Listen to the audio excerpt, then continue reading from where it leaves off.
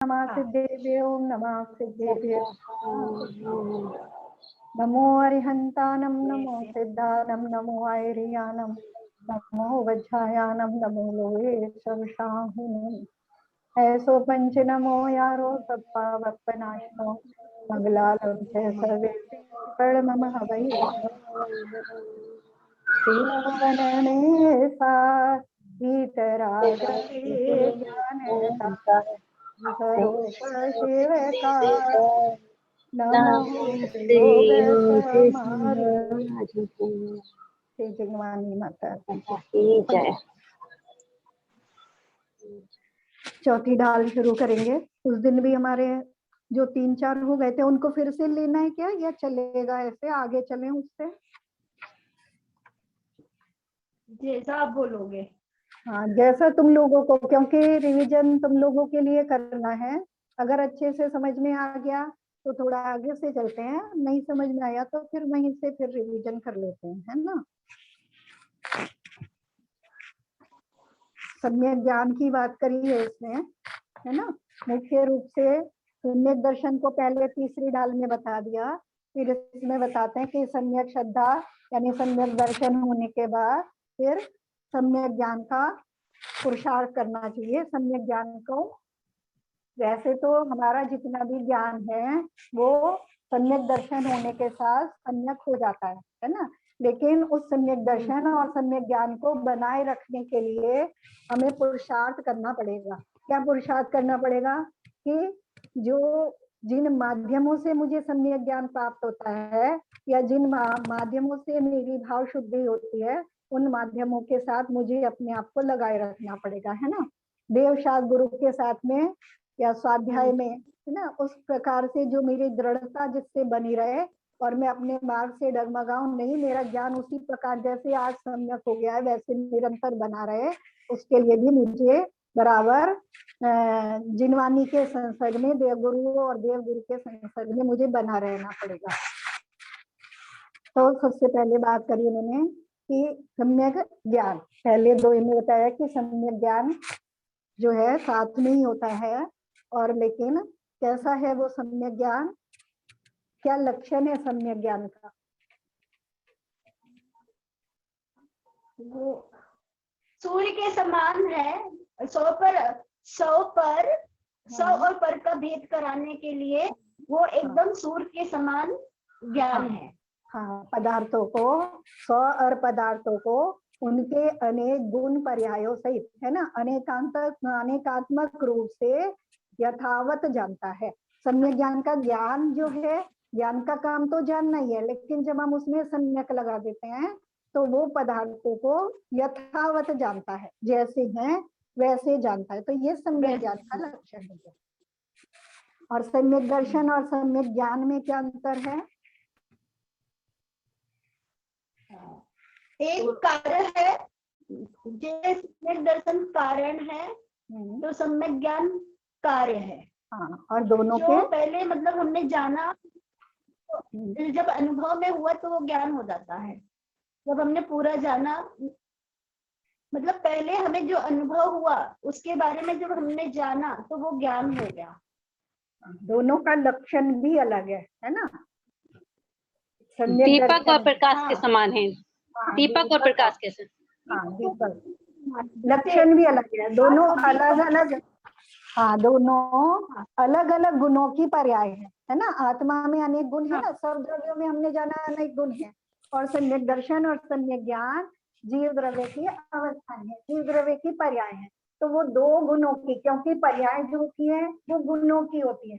या तो सब द्रव्य की मिलाकर के एक पर्याय जब हम कहेंगे तब तो वो पूरी अलग बात हो गई, लेकिन जब हम सम्यक दर्शन और सम्यक ज्ञान कहेंगे तो वो गुणों की पर्याय है, गुणों की अवस्थाएं है, दोनों अलग अलग गुणों की अवस्थाएं हैं। सम्यक दर्शन, सम्यक दर्शन श्रद्धा गुण की पर्याय है, हाँ। और सम्यक ज्ञान गुण की पर्याय है ना। तो और दोनों का लक्षण, श्रद्धा दर्शन का लक्षण है श्रद्धान करना और ज्ञान का लक्षण है जानना, है ना। तो इस तरह से हम इनको अलग अलग कर सकते हैं। जैसे एक शरीर है, जैसे हम शरीर के जैसे हम ये पूरा शरीर है ना, जब आप पूरे शरीर की बात करेंगे तो शरीर के कार्यों को जब एक रूप से बात कर रहे हैं तब तो वो अलग अलग नहीं है। द्रव्य को जैसे हम पूरे द्रव्य की बात करें तब तो अलग अलग नहीं है, तब तो वो पूरा एक है, जैसे पूरा एक शरीर है। लेकिन जब उसके अलग अलग अंगों की बात करेंगे तो दोनों के लक्षण अलग अलग हो जाएंगे। जैसे आंख का काम देखना हो गया और कान का काम सुनना हो गया, एक ही शरीर में होते हुए भी दोनों के काम अलग अलग हैं, दोनों के लक्षण अलग अलग हैं, दोनों की अवस्थाएं अलग अलग हैं। ऐसे ही जीव द्रव्य एक होने पर भी जब हम जीव द्रव्य की बात की अपेक्षा बात करेंगे तो हम कैसे भी कह देंगे। जैसे मैं कहूंगा मैं जानता हूँ, मैं देखता हूँ, तो मैं जब मैं ऐसा कह रहा हूँ यानी मैं शरीर को मिलाकर के मान लो मैं कह रहा हूँ, है ना, तो मैं कह रहा हूँ कि मैंने ये जाना या मैंने ये देखा, तो वहां मैंने आंख कान को अलग नहीं किया, है ना, जो उन चीजों को अलग नहीं किया, पूरे द्रव्य को एक रूप मान करके मैंने बात करी पूरे शरीर को, है ना। जब हम कहते हैं कि आंखों से देखते हैं कानों से सुनते हैं तो अलग अलग कर रहे हैं, उसमें भेद कर रहे हैं। ऐसे ही जो ज्ञान दर्शन सम्यक ज्ञान है, तो ऐसे ही वो जीव के अलग अलग गुण हैं और हम उनको अलग अलग जैसे आंख कान अलग करके बात करेंगे और उनके अलग लक्षण होंगे, अलग उनके कार्य होंगे, ऐसे ही श्रद्धा गुण का अलग कार्य है और ज्ञान गुण का अलग कार्य है ना। तो ऐसे समझने। फिर सम्यक ज्ञान के भेद, है ना, सम्यक ज्ञान के कितने भेद हैं? 5। पहले 2 भेद करेंगे, है ना, प्रत्यक्ष परोक्ष। प्रत्यक्ष और परोक्ष। फिर उन दोनों के अलग अलग भेद करेंगे। अगर हम किसी से अपेक्षा से 5 कहते हैं तो 5 भी सही है ना, लेकिन जहाँ क्योंकि विषय हमारा जिससे भी चल रहा, अगर हम उस तरह चलेंगे तो पहले 2 भेद। परोक्ष ज्ञान किसे कहते हैं? मत्ती ज्ञान और श्रुत ज्ञान तो है वो परोक्ष ज्ञान है, जो इंद्रियों के परोक्ष क्यों कहते हैं इसको? क्योंकि ये इंद्रियों के माध्यम से जाने जाती है। इंद्रियों और मन की, इंद्रिय और मन की इसमें सहायता होती है। और प्रत्यक्ष ज्ञान में क्या अंतर है?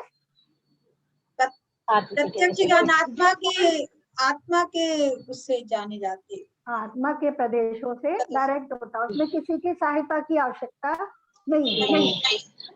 जो परोक्ष ज्ञान है उसमें इंद्रिय और मन के अलावा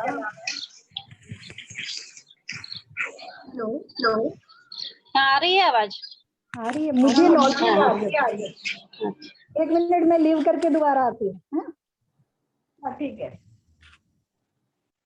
2 भी परोक्ष।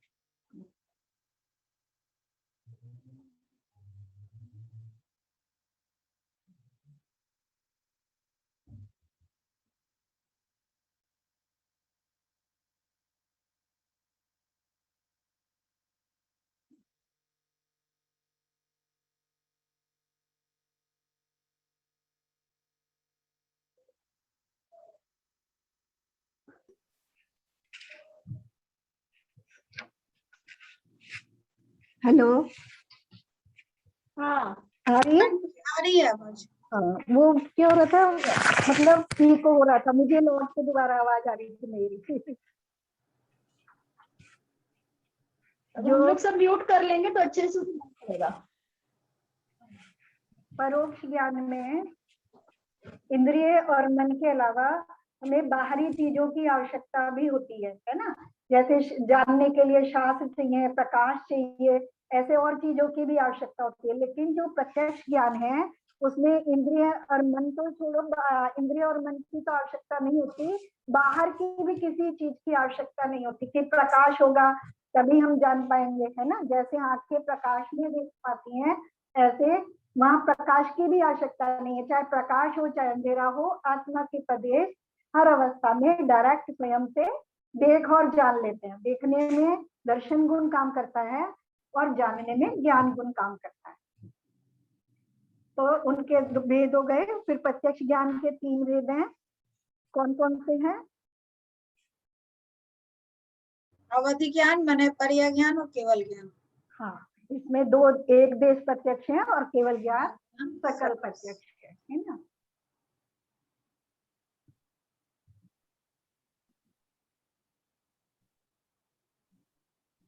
आत्म कल्याण में कौन सा ज्ञान विशेष रूप से सहायक होता है?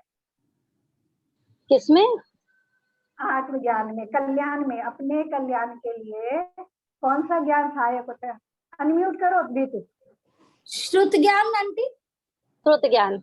हाँ, शुद्ध ज्ञान। और हाँ, मुख्य रूप से शुद्ध ज्ञान सहायक होता है, लेकिन क्योंकि शुद्ध ज्ञान मति ज्ञान पूर्वक होता है, तो मति ज्ञान भी, क्योंकि अगर हम अपनी इंद्रियों को स्वाध्याय इत्यादि में लगाएंगे ही नहीं तो हमारा शुद्ध ज्ञान परिपक्व नहीं हो पाएगा।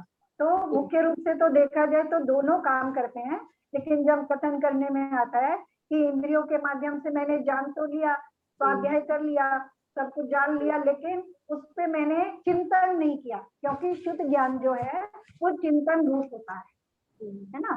तो उसमें इसलिए उसकी भूमिका महत्वपूर्ण है। उसी के माध्यम से केवल ज्ञान प्राप्त हो पाता है, और केवल ज्ञान जिसको हो गया उसका तो आत्मकल्याण हो ही गया।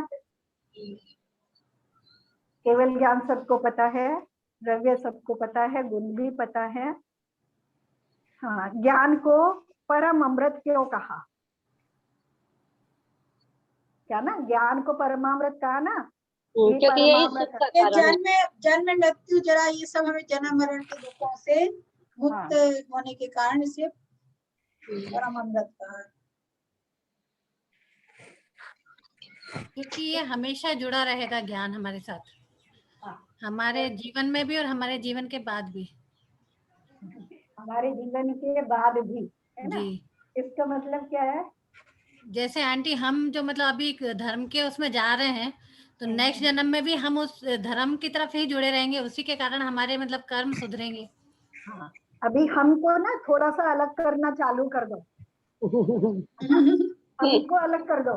अभी जिसको हम बोल रहे हैं उसको, हाँ, उसको अलग कर दो, क्योंकि तो मैं हूँ, मैं तो हमेशा ज्ञान स्वरूप ही हूँ, है ना? ठीक है। मैं और जो हम है वो तो ज्ञान स्वरूप ही, उसमें से एक ज्ञान स्वरूप ही और एक बिना ज्ञान के।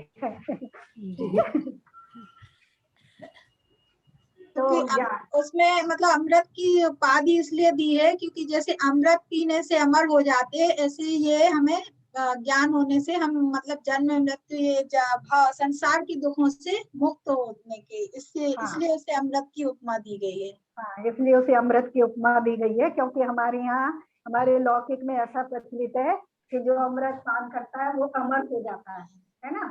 फिर वो जैसा है वैसा बना रहता है। अमर होने का मतलब क्या होता है? कि जैसा है वैसा बना रहता है ना। तो जो ज्ञान है यानी सम्यक ज्ञान है, उसमें केवल ज्ञान को बताया ही है उन्होंने कि आप फिर अचल रहा है ना, अपने आप जैसे अपने रूप हो जाता है। तो जो केवल ज्ञान है वो इसलिए अमृत स्वरूप है कि उसके बाद सभी दुखों का नाश हो जाता है, और वो जिस रूप है फिर यानी जो मेरा स्वरूप है करके है वैसा का वैसा ही अमर बना रहता हूँ, है ना? शुद्ध स्वरूप में आ जाता मतलब। हाँ, शुद्ध स्वरूप में आ जाता हूँ, फिर विभाव रूप परिणमन नहीं करता, अजर अमर बना रहता हूँ, फिर बदलता नहीं। ज्ञानी और अज्ञानी के कर्म नाश करने में क्या अंतर है? ज्ञानी जिन कर्मों को करोड़ों जन्म लेके, अज्ञानी जिन कर्मों को करोड़ों जन्म लेके तब से खिलाता है, ज्ञानी उन्हें क्षण में ही खिला देता है। ज्ञानी उन्हें त्रिगुप्ति के माध्यम से, है ना? क्योंकि अज्ञानी, हाँ, अज्ञानी तो इस बात को जानता ही नहीं कि त्रैगुप्ति क्या है, उसका मतलब क्या है ना? क्योंकि उसने भेद विज्ञान नहीं किया, तभी तो वो अज्ञानी है। तो मात्र तप कर रहा है, आत्मज्ञान के बिना जितनी भी तप रूप क्रियाएं हैं, जितनी भी आचरण रूप है, तो वो क्या है? केवल खिन्नता देने वाली है। उसमें जितने कर्मों का करोड़ों जन्मों में भी जो कर्म फिरे वो ज्ञानी के क्षण भर में, कैसे? त्रिगुप्ति से, है ना? ज्ञान और गुप्तियों के माध्यम से क्षण भर में ही खत्म हो जाते हैं। तो बहुत अंतर है। त्रिगुप्ति तो हमें पता ही हो गया फिर, है ना, कि मन वचन काय की प्रवृत्ति को भली प्रकार, है ना, ज्ञान पूर्वक रोक करके, मन वचन काय की प्रवृत्ति को ज्ञान पूर्वक रोक करके अपने में लीन हो जाना त्रिगुप्ति है। अभी आगे इसको छोटी डाल में और अच्छे से पढ़ने वाले हैं।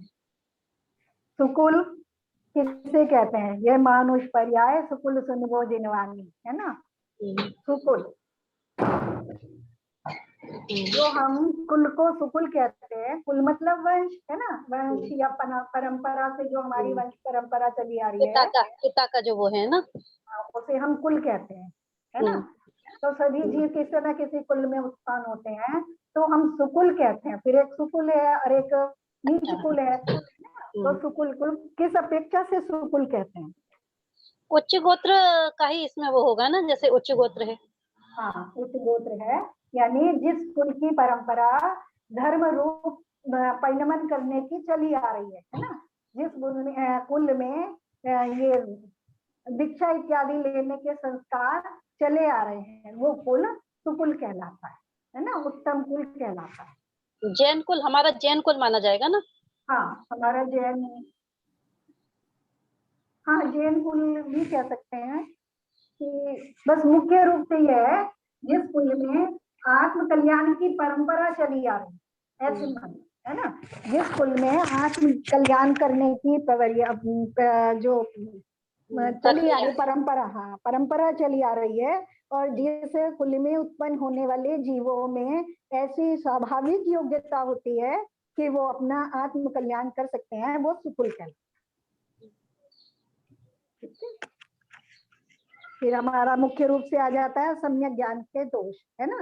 जैसे हम दोष पढ़ते, जैसे हमने सम्यक दर्शन के 25 दोष पढ़े थे, ऐसे ही सम्यक ज्ञान के भी 3 दोष होते हैं। कौन बताएगा? चलो, कौन कौन से होते हैं?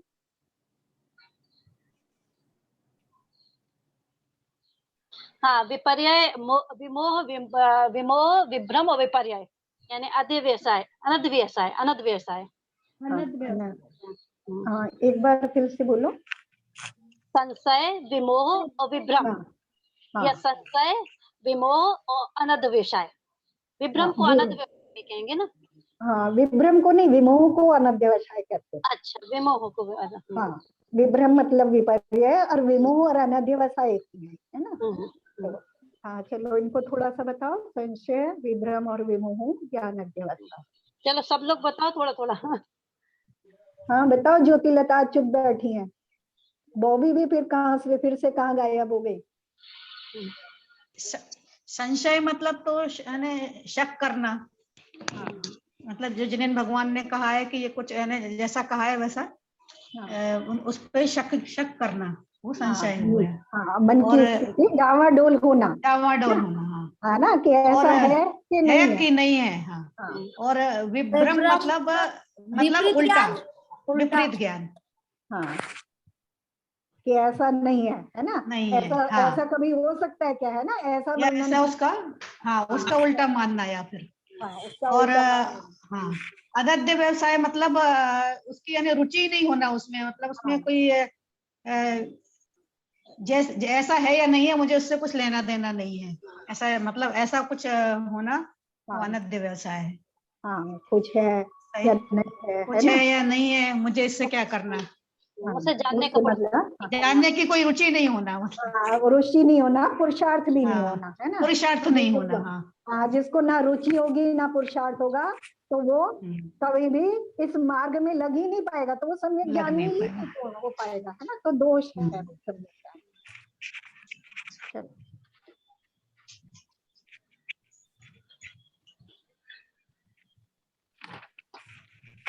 तो ये सब हो गया। अब हमें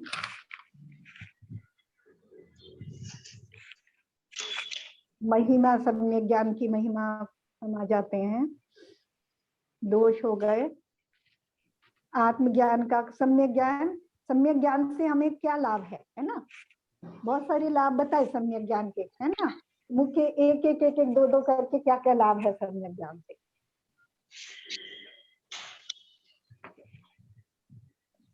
सम्यक ज्ञान के कारण ही हमें आत्मा और स्व और पर का भेद होता है, कि मैं केवल शरीर नहीं है, हम शरीर से भिन्न आत्म जीव तत्व भी है, और ये जीव तत्व में ही चेतना है, और ये शरीर पुद्गल है।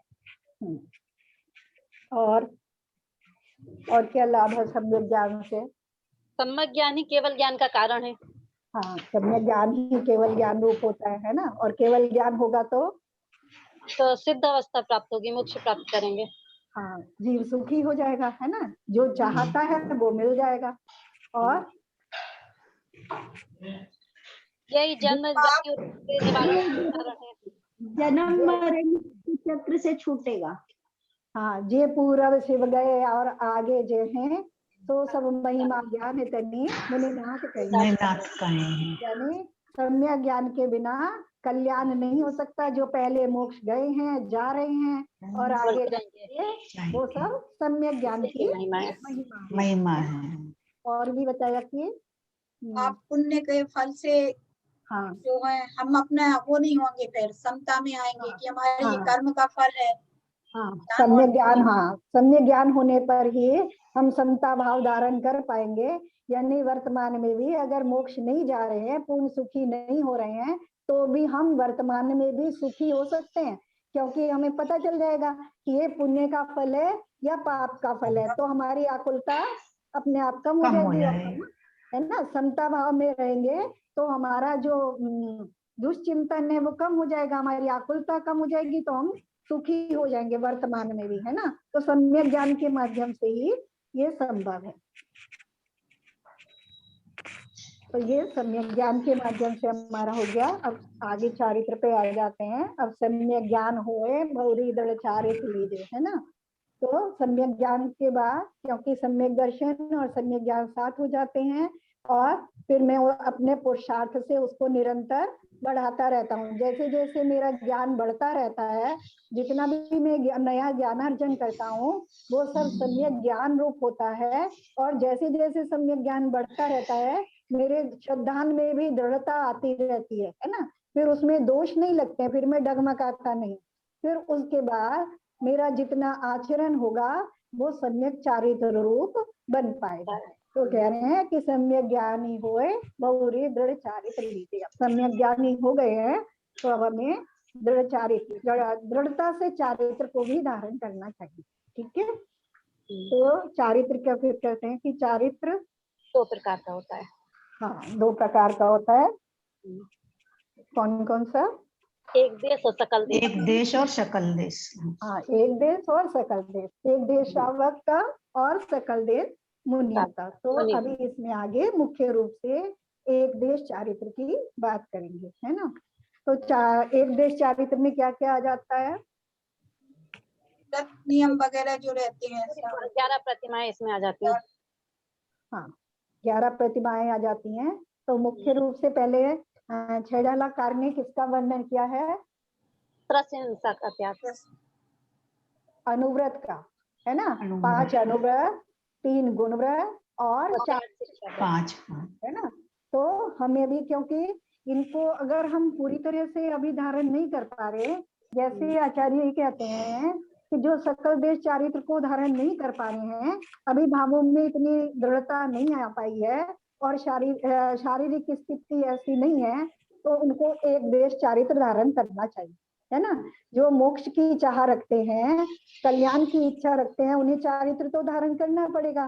तो एक देश करना चाहिए। और अब हम अपनी भूमिका में आए कि अगर हम एक देश भी चारित्र धारण नहीं कर पा रहे हैं, तो उसमें भी उसको समझ करके उसको हम समझ लें, अपना उसको लक्ष्य मान लें, और उसमें भी जितना हम कर सकें उतना हमें अवश्य करना चाहिए, है ना।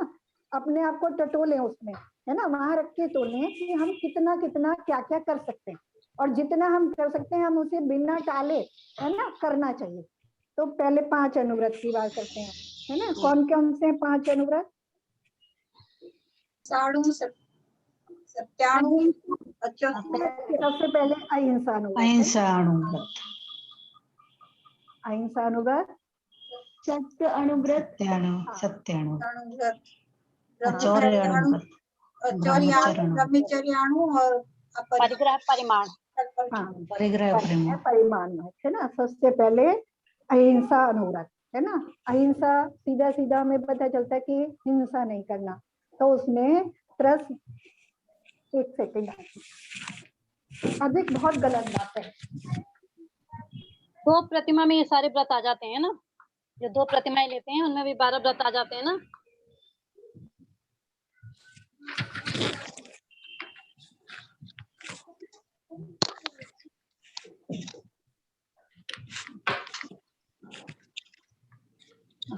जो सकल देश में तो पूरी हिंसा के त्यागी होते हैं, लेकिन अहिंसा अनुव्रत में त्रस हिंसा के, उसमें भी त्रस हिंसा भी कैसी, संकल्पी हिंसा के, है ना, कि संकल्प पूर्वक मैं किसी भी जीव को, त्रस जीव को दुख नहीं दूंगा, है ना, किसी प्रकार का कष्ट मैं अपनी तरफ से नहीं दूंगा।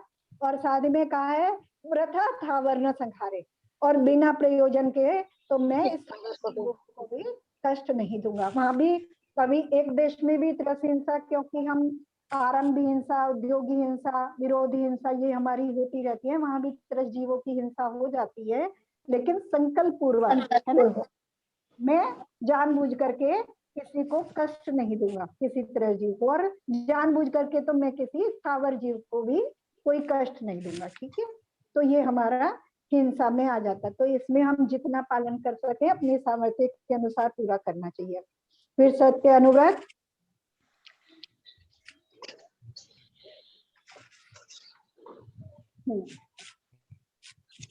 सत्य अनुव्रत में ऐसे वचन नहीं बोलना जो दूसरों के लिए प्राणघातक हो या मतलब परेशानी में डाल दे उसको।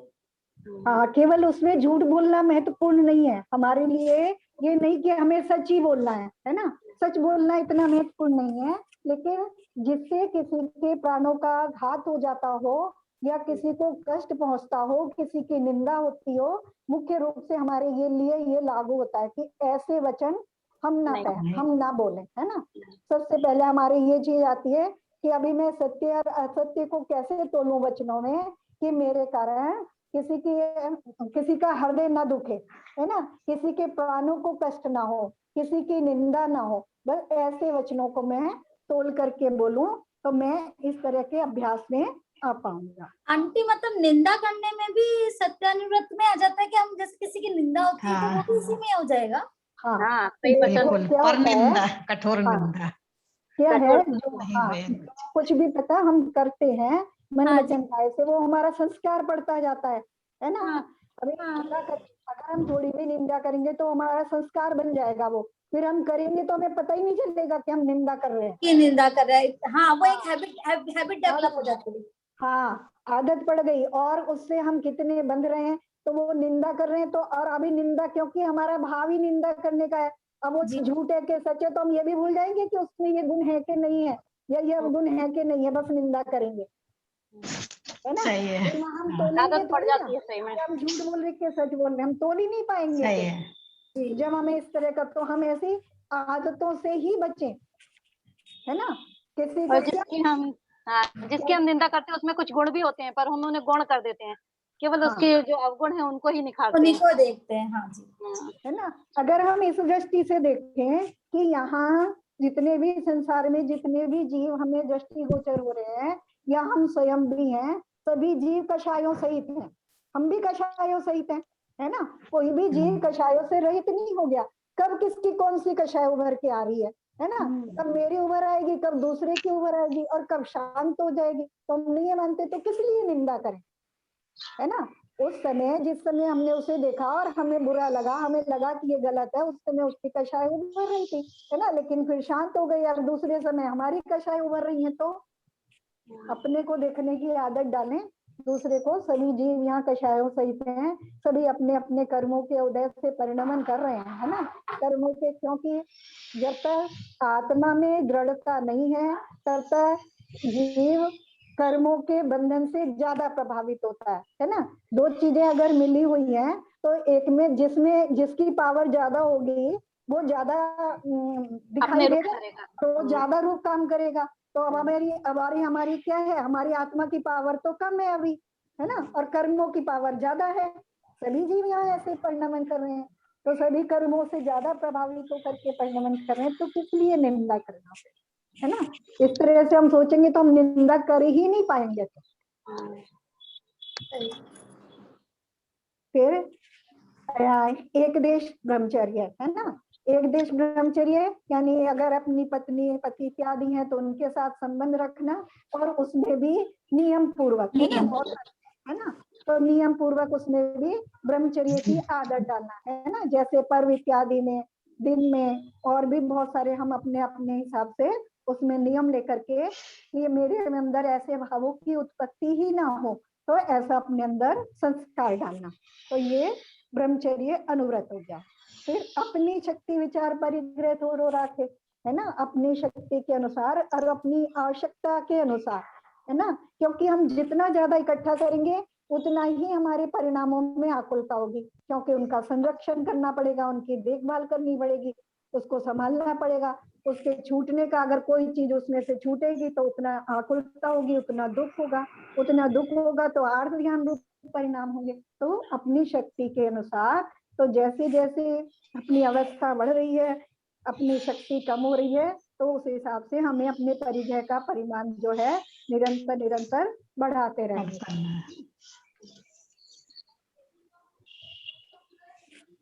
चलो ये हो गया, ये हमारे 5 अनुव्रत हो गए, है ना। फिर 3 गुणव्रत, जो अनुव्रतों को उनके गुणों को बढ़ाने में सहायक होते हैं, उनको मजबूत करते हैं, है ना। वो 3 गुणव्रत कौन कौन से 3 गुणव्रत हैं? दिग्व्रत, देशव्रत, अनर्थ दंड व्रत। हाँ, अनर्थ दंड व्रत के फिर उन्होंने आगे 5 पार्ट कर दिए। उसमें तत्वार्थ सूत्र में भी हमने पढ़ा था अच्छे से। ध्यान, पहले दिग्व्रत, है ना, पहले दिग्व्रत। दिग्व्रत मतलब दिक माने दिशाएं, दिशाएं, है ना, 10 दिशाएं, 10 दिशाओं का जीवन भर के लिए नियम करना। किसी ने किया है क्या? नहीं किया, कुछ तो कर सकते हैं ना। डेली में कर लेते हैं डेली सुबह से कर लेते हैं। जिंदगी भर का होता है, पर जीवन भर का है। हाँ, दिग्व्रत जिंदगी भर का है। आज सब उस पे नेट पे सर्च करना कि विश्व में कितने देश हैं, है ना। जहाँ हमें जाना ही नहीं है, है ना। पाकिस्तान का तो कर ही सकते हैं और भी ऐसे बहुत सारे देश हैं, और भी ऐसे बहुत सारे ऐसे होंगे जिनके नाम भी नहीं सुने होंगे, उनका कर सकते हैं, है ना। तो आज ढूंढना और फिर नियम करना कि इन देशों में, उनको मार्क करना, इन देशों में जाने का मेरा नियम है, मैं नहीं जाऊंगा, ठीक है। पर्व दिनों में कर लेते हैं, पर ऐसे हमेशा के लिए कुछ नहीं किया। लेकिन आंटी जैसे हम जाते हैं कहीं, एक देश के ऊपर से उड़कर भी अगर जाते हैं दूसरे देश, और अगर हमने छोड़ रखा है उस देश में नहीं जाना है, तो क्या वो भी हमारे उसमें दोष लगेगा?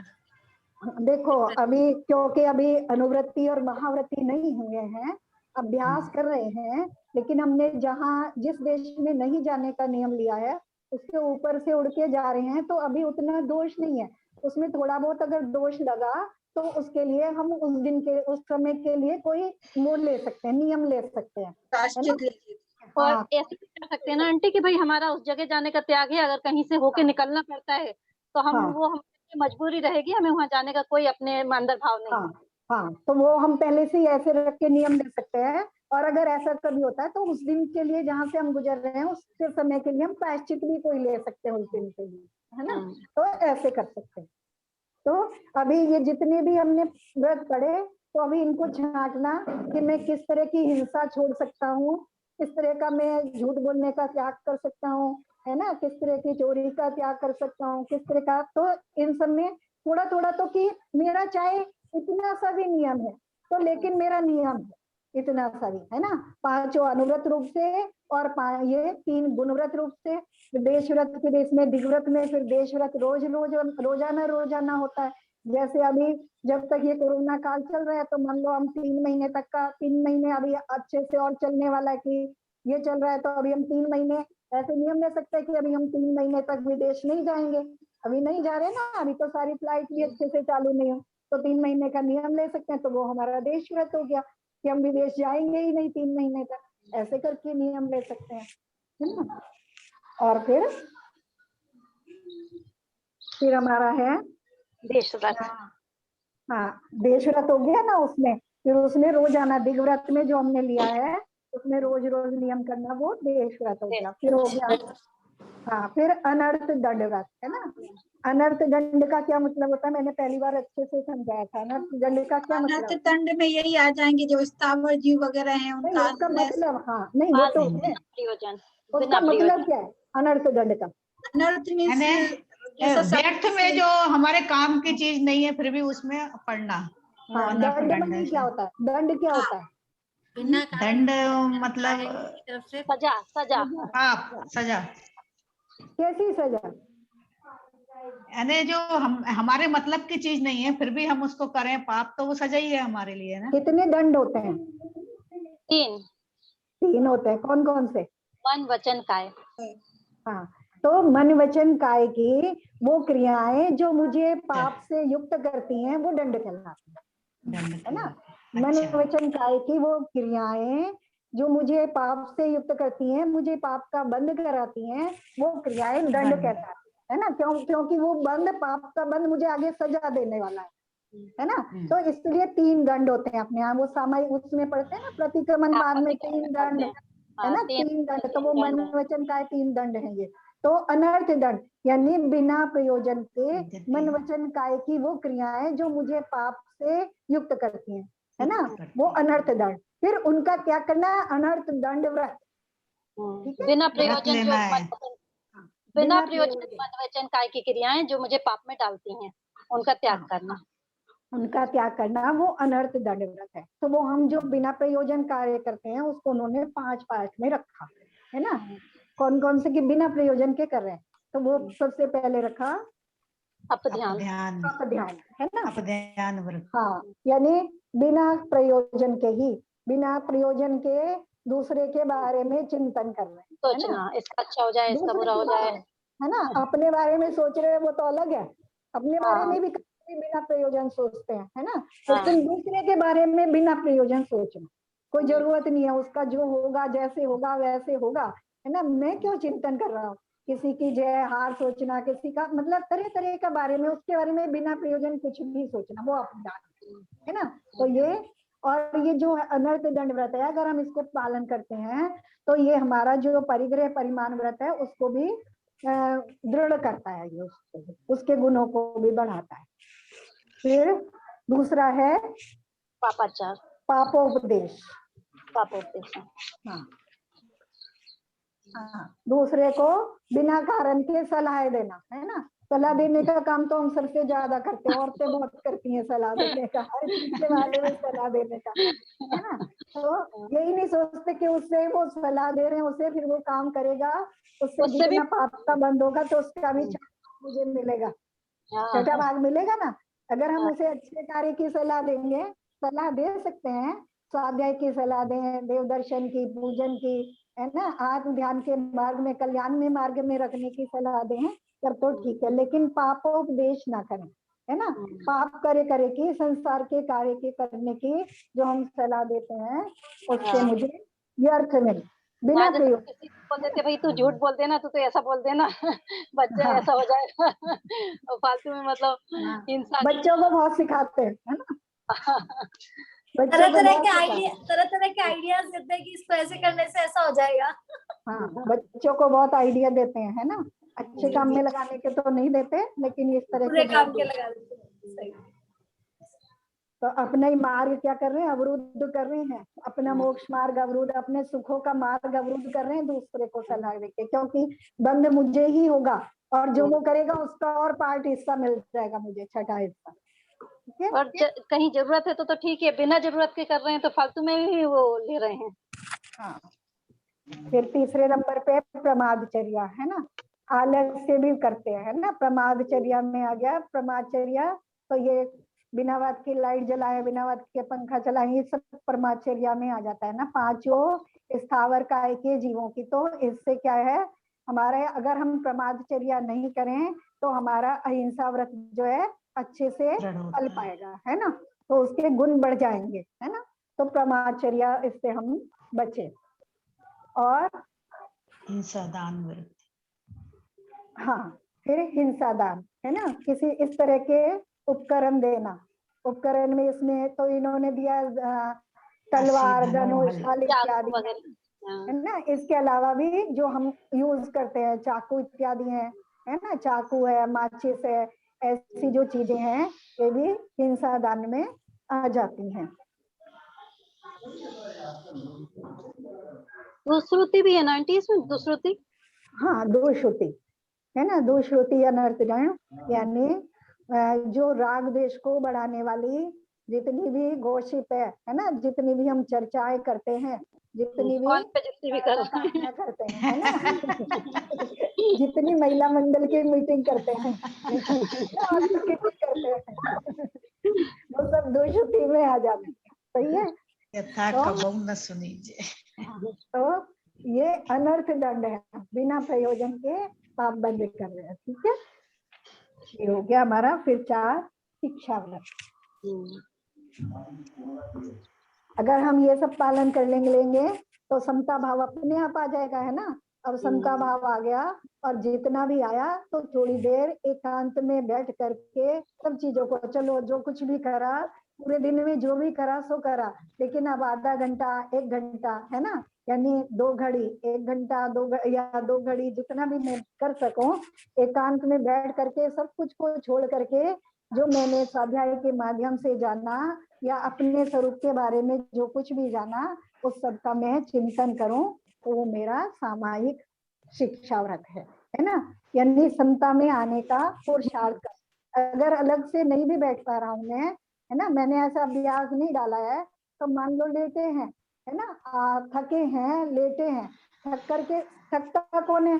शरीर थकता है, आत्मा तो नहीं थकती, है ना। शरीर थकता है तो शरीर लेटा है, लेकिन आत्मा उस समय भी अपना काम कर सकती है, क्योंकि चिंतन तो चल रहा है। अब अगर चिंतन, ऐसा चिंतन चले जो अपने आत्मा के बारे में हो, कर्मों के उदय इत्यादि के बारे में हो, संसार का स्वरूप कैसे बन रहा है, क्या बन रहा है, ये सब हमें अब समझ में आ गया। कम से कम 2 साल से हम पढ़ रहे हैं, तत्वार्थ पढ़ा, फिर पूरा जिनागम प्रवेश पढ़ा, फिर ये पढ़ा, तो अच्छे से समझ में आ गया।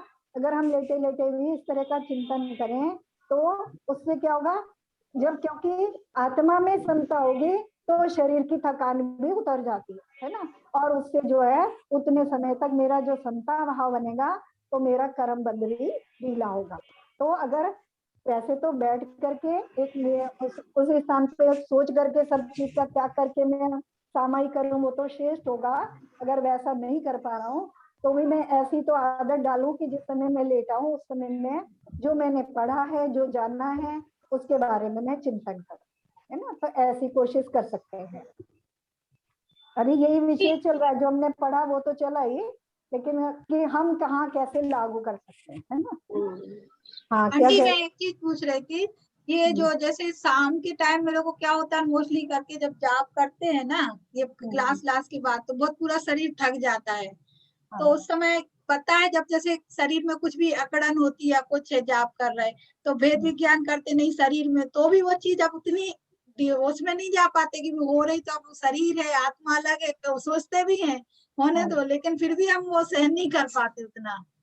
तो फिर उसमें अपन फिर जाप के समय फिर कैसे अपन, तो या तो जाप हमें ऐसे समय में देनी चाहिए अगर हम बैठ करके कर रहे हैं कि हम बहुत ज्यादा थके, है ना, तो थके समय, जिस समय हम थके हों और उस समय हम जब तक सो नहीं रहे हो, तो जितना हमारा चिंतन चलता है, अगर हमारा ये चिंतन चलेगा तो वो ज्यादा कार्यकारी होगा, है ना, क्योंकि उसके लिए, हाँ, क्योंकि मैं थके समय में दूसरा शरीर वाला पुरुषार्थ करने की कोशिश करूंगा तो मैं नहीं कर पाऊंगा, है ना, कि बहुत, जब जिस समय शरीर साथ नहीं दे रहा है उस समय मैं वैसा पुरुषार्थ करूं जिसके लिए शरीर की सहायता की आवश्यकता, तो मुश्किल होगा।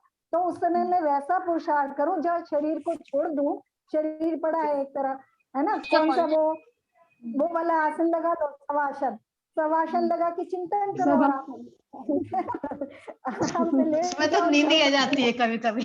उस समय शरीर को भी थका है तो पड़ा रहे तो मैं अपना काम करूं। लेटे हुए आंटी नमोकार मंत्र का जाप तो कर ही सकते हैं ना अपन। क्यों सरिता, बढ़िया है ना, बहुत बढ़िया आंटी। मेरे ख्याल से तो उस समय लेट के चिंतन कर लेना ज्यादा अच्छा है, बैठने के बजाय। जब ज्यादा अच्छा, तो आप बार बार शरीर के बारे में सोचोगे नहीं तो कि मेरे, हाँ, नहीं तो मुझे यहाँ दर्द हो रहा है, वहाँ दर्द हो रहा है, ये विचार ज्यादा आएंगे। आंटी ये कोई जरूरी नहीं है ना कि आप बस लेके ये बैठ जाओ कि नहीं मुझे एक माला फेरनी है, 2 फेरनी है, आपको यदि कंफर्टेबल टाइम 15-20 मिनट आप यदि बैठे बैठे केवल रिलेटेड चिंतन भी करो तो आई थिंक वो भी ज्यादा अच्छा है, नहीं तो आपका ध्यान मणियों पे ही रहता है। देखो, हाँ देखो, अभी हमें वस्तु स्वरूप समझ में आ गया कि हम क्या है। अभी हम की बात कर रहे थे ना, बरका बात कर रही थी, हम क्या है, हम दो चीजें हैं। हम तो उसे कहते हैं ना जो बहुवचन में होता है जी, है ना, या द्विवचन में हो या बहुवचन में, वो हम होता है। अभी हम है ना। अब हम है, हम दो चीजों से मिलके बने, एक शरीर है और एक मैं आत्मा हूँ, है ना। तो जिस समय आत्मा में कोई ऐसा कर्म का उदय चल रहा है, ऐसे निमित्त मिले हैं कि संश्लेष रूप परिणाम चल रहे हैं, ठीक है। तो उस समय तो शरीर को और आत्मा को दोनों को लगा दो, स्वाध्याय करने में, पूजा करने में, जाप करने में। जब अपने अंदर संश्लेष रूप परिणाम चल रहे हो तो क्या करो, दोनों चीज को लगाओ, है ना। स्वाध्याय करो, कैसा भी, अगर कठिन चीजें समझ में नहीं आ रही हैं तो पुराण इत्यादि पढ़ो। यानी जब अपने आत्मा में संश्लेष रूप परिणाम चल रहे हैं तब तो दोनों चीज को लगा दो। और जब शरीर साथ नहीं दे रहा हो, शरीर थका हो, तो उसे ऐसे डाल दो, मरा हुआ तो है ही ना वो, तो मरा हुआ समझ डाल दो और अपने आत्मचिंतन में जो हमने अभी तक पढ़ा है, समझा है, उसमें लगे, ठीक है। थोड़ा सा शरीर को वो भी जरूरी है ना आंटी, जैसे जाप नहीं देना भी एक सही नहीं है। मतलब शरीर को भी कभी कभी दृढ़ता से बिठाना, या जब आप बिल्कुल फ्रेश हैं, शक्ति है आप में, तब आपको जाप वगैरह भी करनी चाहिए। ऐसा मतलब जरूरी नहीं कि हर समय लेट के ही थोड़ी चिंतन। सी अगर नहीं, मेरा ये कहना है कि जैसे मैंने आज सोच रखा था मुझे जाप करना है, जाप करना है, सुबह से शाम हो गई, नहीं निकल पाया टाइम, लेकिन हमारे दिमाग में क्या, अरे यार मुझे तो बैठ के जाप करना, जल्दी जल्दी कर लूं, 5 मिनट के अंदर हो जाएगी एक माला। आई थिंक मेरा ये सोचना है कि वो चीज की मेरे माइंड के अंदर सिर्फ प्रेशर है कि मुझे जाप करना है, उस तो प्रेशर के अंदर वो करना, ऐसे कहना उसमें चाह क्या रही है, हूँ। जो लोग ऐसा नियम लेते हैं ना, वो सुबह जल्दी उठते हैं फिर कि मुझे सुबह फ्रेश में मैं वो काम कर लूं, जिससे दिन भर भी टेंशन ना रहे, सुबह ही निपट जाए। आई थिंक मैं ये कहना चाह रही हूँ कि प्रेशर के अंदर वो माला की मणियों को गिनना जाप करने से बेटर है कि आप चिंतन करना रिलैक्स होके, ये मेरा ये मानना है, मैं ये कहना चाहती देखो, हूँ। ऐसी व्यवस्था बनानी चाहिए। जब हमने ऐसा नियम लिया है, तो संकल्प पूर्वक हमने नियम लिया है, तो उसको अच्छे से पालन करना चाहिए। और उसको कैसे पालन करें, उसका एक तरीका है कि जो चीज हमें बार बार लगी रहे, ये करना है, ये करना है, तो पहले उसी को कर लो, पहले उसको कर लो, हाँ, है ना। पहले क्षमता भाव से उसको कर लो। तो क्योंकि अगर हम उसी में लगे रहेंगे तो हम अपने बाकी काम भी क्षमता से अच्छी तरह नहीं कर पाएंगे। नहीं और एक्चुअली ऐसा नहीं है कि अगर हमने 1 जाप का 2 जाप का नियम लिया है तो हम उनको कर नहीं पाए। हम बड़े आराम से कर सकते हैं, है ना। बड़े आराम से, बिना किसी विकल्पों के आराम से कर सकते हैं, है ना। बहुत ज्यादा लिया है किसी ने, 1 घंटा तक 2 घंटे तक जाप में बैठने का नियम लिया, तो उसने पहले अपनी ऐसी परिस्थितियां सोची होंगी तब नियम लिया होगा। लेकिन हम लोग क्या है, हम तो थोड़ा थोड़ा सा नियम लेते हैं, छोटा छोटा सा, 1 जाप का नियम ले लिया, 2 जाप का नियम ले लिया, तो फिर उसमें हमें ऐसा संक्लेश हमारे मन में किसी समय होना ही नहीं चाहिए कि हम घर का काम छोड़ के कर नहीं सकते, है ना। आंटी नॉर्मली क्या कई बार ऐसा होता है ना कि सुबह से व्यक्ति कहता है आज तो मैंने को 10 माला फेरनी है साहब, और पता लगे रात को लेके बैठे है और बार बार यही कर रहे हैं कि ये 10 माला कब खत्म हो। तो वो आपका जो मेरे ख्याल से मतलब वो चिंतन तो वहां नहीं लग रहा है ना उस चीज में। तो वो फिर वो क्रियाएं अप्रयोजन भूत, वो केवल क्रिया ही हो गई आंटी। वो और जिन्हें ऐसा क्रियाएं नहीं है, वो क्रियाएं अप्रयोजन भूत है और अंदर में और विकल्पों को ही जन्म देंगी। उस समय तो ना कुछ नहीं और उनको होगा। है ना, और उनको ना धीरे धीरे बढ़ाना चाहिए। यदि 10 का है तो पहले आप 1 से शुरू करेंगे, तो आपके शरीर में सामर्थ्य बढ़ाएं पहले। हाँ, बस आंटी जैसे ये कृष्ण भगवान के जो भक्त हैं, ये लोग है ना, देखिए सुबह घूमते हुए ना एक माला लेकर थैले में, और वो है ना घूमते टाइम ना माला फेरते रहते हैं कि मतलब ध्यान इधर उधर न भटके, माला चलती रहती है उनकी, बीच बीच में बातें भी कर लेते हैं। वो तो गलत है गलती हो गया। लेकिन हम ये कर सकते हैं कि अपना ध्यान कहीं और हटाने के लिए, मतलब कहीं और ना जाए, उसके लिए हम नमोकार मंत्र का जाप करते हुए घूम भी सकते हैं ना। मतलब हमारी प्रायोरिटी अगर मतलब जाप देना है या मतलब सबके अपने अपने परिणाम है, हर जीव स्वतंत्र है, सबके अपने अपने परिणाम हैं। और अपने को जैसे हर शरीर की स्थिति अलग है, किसी हर शरीर को अलग अलग चीजें सूट करती हैं, किसी को कुछ सूट करता है, किसी को कुछ, ऐसे ही हर जीव की स्थिति अलग अलग है। तो हमें ये समझ में आ गया कि हमें क्रियाओं के माध्यम से और हर जो भी मेरा पुरुषार्थ हो रहा है उस पुरुषार्थ के माध्यम से मुझे अपने परिणामों में निर्मलता लानी है, अपने परिणामों को संभालना है। तो अब मैं जैसे संभाल सकूं वैसे कर, है ना। मैं कैसे करती हूँ ऐसे मैं तुम्हें सलाह दे सकती हूँ, बता सकती हूँ, लेकिन तुम मेरी तरह करो ये जरूरी नहीं है। तुम्हें जैसे समझ में आए, जैसे तुम समझ लो कि मुझे क्या करना है, मुझे उन क्रियाओं के माध्यम से अपने आत्म तत्व को जानना है, देखना है, उसी को समझना है, उसी में रुचि बढ़ानी है ना, उसी में स्थिरता लानी है, बस ये करना है। हाँ, मुझे आंटी याद है, जिन माध्यमों से मैं जब मंदिर में आप पहले ये बताते थे ना कि हम आत्मा हैं और आत्मा का ये बहुत साल पहले 6-7 साल हो गए होंगे शायद और ज्यादा भी, तो मैं हमेशा आपसे पूछती थी मुझे आत्मा का कभी एहसास नहीं होता। मैं कैसे समझूं कि मेरे अंदर कोई आत्मा है या मैं आत्मा हूं? आंटी ये तो पक्का है आंटी कि 2 सालों के स्वाध्याय ने लाइफ में काफी चेंजेस लाए, हर परिस्थिति को समझने में और उसका सॉल्यूशन करने में बहुत कारगर होता है अपना ये स्वाध्याय। और जो जैन धर्म का जो ये अपने सारे जो सिद्धांत है या विशेषताएं है जो हम लोगों ने सीखी है, बहुत लाइफ में काम आ रहे हैं आंटी। बहुत दुर्लभ है ये बहुत सब ज्यादा। जानना। मतलब प्रैक्टिकली मैंने तो बहुत कुछ महसूस किया और काफी मतलब उसका सॉल्यूशन निकाला है आंटी। देखो ज्ञान सब कुछ लिया, आचार्य देवनंदी का यानी पूज्यपाद स्वामी का ग्रंथ है इष्टोपदेश, लास्ट में सबसे कहते हैं, वो सबसे लास्ट वाले 2 में उन्होंने कहा है इष्टोपदेश में है ना, जीव और पुद्गल 2 ही चीजें हैं, बाकी सब उसका विस्तार है। जैसे भी बरखा ने कहा बस हम हैं तो हम क्या है, जीव हैं और पुद्गल हैं, दोनों मिलाकर जीव की क्रियाएं। और अब हमें समझ में आ गया कि हम जो हैं, हम जिसको हम कह रहे हैं उसमें एक मैं हूँ और एक शरीर है, हम 2 हैं। शरीर की क्रियाएं हैं, मेरी क्रियाएं जानना देखना रूप है, अनुभव करना रूप है, संकल्प विकल्प करना रूप है। तो उन सबको अलग अलग समझ करके अब उसमें क्या करना है, मुझे क्या करना है, कैसे करना है, किससे मेरा कल्याण होने वाला, ये सब हमें समझ में आ गया। अब मुझे कैसे करना है, तो अपने अपने हिसाब से जिसको सुखी होना है वो अपने अपने हिसाब से लग जाए। सही है ना, मुझे तो ये समझ में आता है। चलो हो गया यहाँ मेरा एक क्वेश्चन है आज। हाँ, जिसे अपन बोलते कि आत्मा भावों से प्रभावित होती है, ठीक है, मतलब अपने भाव के कारण होता है। पर हम जब देखते हैं अपने आप को तो अपने अंदर ये चिंतन और भाव में तो अंतर है ना। चिंतन तो बहुत सारा चलता रहता है और हम उसको देखते हैं, तो हम चिंतन और भावों से कहाँ प्रभावित हो रहे हैं, वो भाव कब बनेंगे। मतलब मेरे को ऐसा लगता है कि अभी कभी देखो तो बहुत सारे विचार चलते रहते हैं, तो सारे चिंतन क्या आत्मा को प्रभावित कर रहे हैं क्या? तो ये थोड़ा डिटेल में है, अगली बार बता। बहुत सारे विचार होते हैं। हाँ, इसको अभी 5 मिनट पढ़ेंगे ना, 5 मिनट पढ़ेंगे तो अच्छे से समझ में आएगा। ये हमारे भावनाएं पढ़ने वाले हैं, है ना, तो वहाँ सब चिंतन भाव सब समझ में आएंगे वहाँ। ठीक है, तो इसको अगली बार लेते हैं।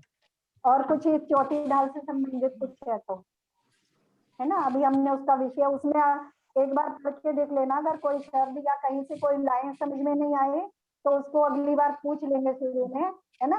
अभी हमने उसका जो सार था या उसमें हमने क्या जाना और उससे हमें क्या करना है तो वो हमने इसमें पढ़ लिया। अगली बार हम 5वीं ढाल लेंगे, ठीक है। और सब पढ़ के देख लेना कि कहीं से कोई लाइन अगर किसी को या कोई शब्द नहीं समझ में आ रहा तो उसको डिस्कस कर लेंगे, ठीक है। फिर 5वीं ध्रुव श्रुति क्या बोला था लास्ट में, वो जो कम्युनिकेशन वाली बात बताई थी ना कि हम विदाउट किसी चीज से रिलेटेड होते हुए भी हम कम्युनिकेशन करते हैं, मतलब कुछ नहीं है। वो ध्रुव श्रुति क्या था? ध्रुव श्रुति का मतलब देखो, श्रुति माने क्या होता है, सुनना, श्रुति सुनना, है ना।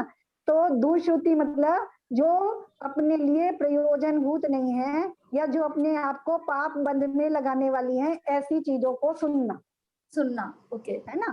तो मतलब जिस चीज से पाप का बंध होगा, ऐसी कथाओं को, ऐसी बातों को सुनना, वो ध्रुव श्रुति है। जैसे कभी आप फोन कर रहे हैं और सामने वाला आपको कोई बात कह रहा है तो फिर वो तो आपको पर्पसली सुननी पड़ेगी ना।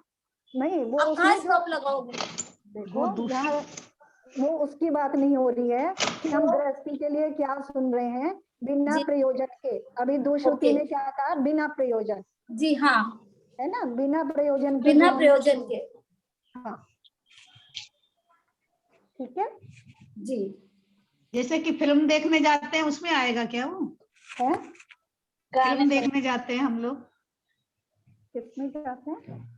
फिल्म सिनेमा देखने जाते टीवी हैं। और पिक्चर्स देखते हैं हाँ। एक्टिव। मतलब दूसरों चलाकर वो कोई सब चीज को दूसरों नहीं की- करना। हाँ हाँ, वो दुष्श्रुति में ही आता है ना। तो वहाँ उसमें हम कब तक कितना बच सकते हैं, उसमें भी नियम लेके बच सकते हैं ना। जी जी। देख रहे हैं, मान लो टीवी देख रहे हैं, टीवी तो बहुत देखते हैं। है ना, टीवी देख रहे हैं, तो उसमें हाँ। थोड़ी देर का नियम ले लिया, जैसे 1 घंटे का नियम ले लिया, 2 घंटे का नियम ले लिया, या उसमें भी बिना प्रयोजन के, या नहीं देखना, इस तरह की चीजें नहीं देखना, ये नहीं देखना, तो उसमें वैसा नियम कर सकते हैं। ठीक है, तो उसमें तो बाकी सब भी आ जाता है। जहाँ तक जितना भी कर सके उतना करना चाहिए। ठीक है, चलो जिनवानी स्थिति पहले। जावानी के ज्ञान से तुझे लोकालो सोमनी मस्तक नमो सदा देश